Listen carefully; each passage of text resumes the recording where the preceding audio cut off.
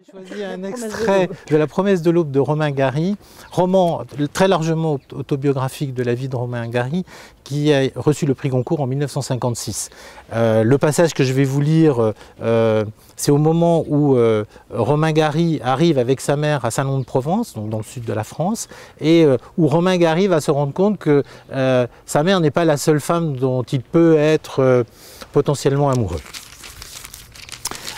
Lorsque les affaires allaient bien et que la vente de quelques bijoux de famille permettait à ma mère d'envisager d'aller chez le coiffeur, elle allait ensuite écouter l'orchestre Tzigane à la terrasse de l'orchestre royal et engager une femme de ménage chargée d'exécuter dans l'appartement divers travaux de propreté. Ma mère a toujours eu horreur de laver le plancher et lorsqu'une fois, en son absence, j'essayais de nettoyer le parquet moi-même et qu'elle me surprit à quatre pattes, un torchon à la main, ses lèvres se mirent à grimacer, les larmes coulèrent sur ses joues et je dus passer 1 heure à la consoler et à lui expliquer que dans un pays démocratique, ces petits travaux ménagers étaient considérés comme parfaitement honorables et qu'on pouvait s'y livrer sans déchoir.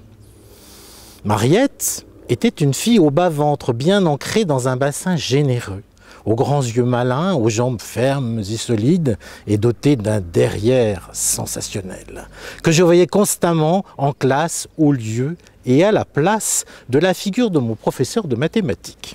Cette vision fascinante était la très simple raison pour laquelle je fixais la physionomie de mon maître avec une si complète concentration. La bouche ouverte, je ne la quittais pas des yeux pendant toute la durée de son cours, n'écoutant bien entendu pas un mot de ce qu'il disait.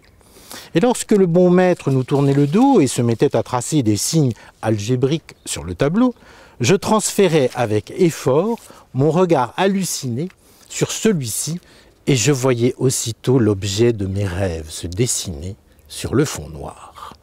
Le noir a toujours eu sur moi depuis l'effet le plus heureux. Lorsque le professeur, flatté par mon attention fascinée, me posait parfois une question, je m'ébrouais.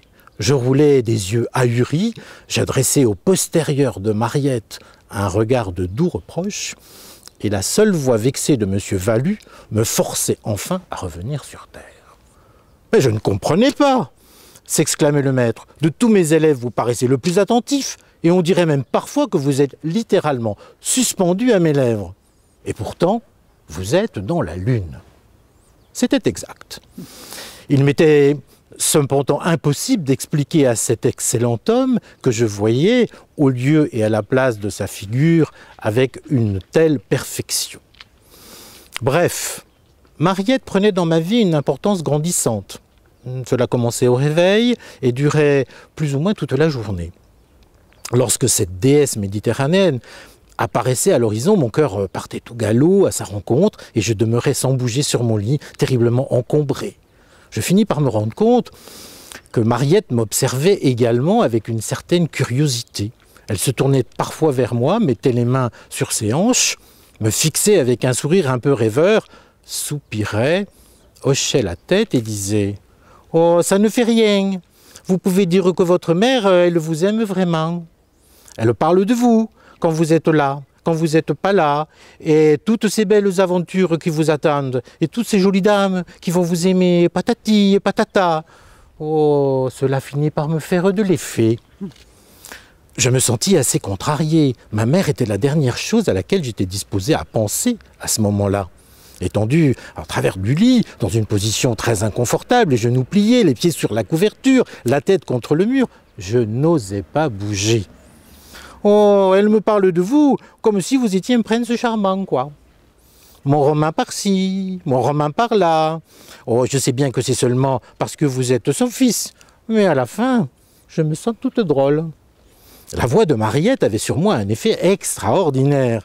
Ce n'était pas une voix comme une autre. D'abord, elle ne paraissait pas venir de la gorge. Je ne sais pas du tout d'où elle venait. Mais elle n'allait pas non plus là où les voix vont en général. Elle n'allait pas à mes oreilles en tout cas. J'étais très curieux.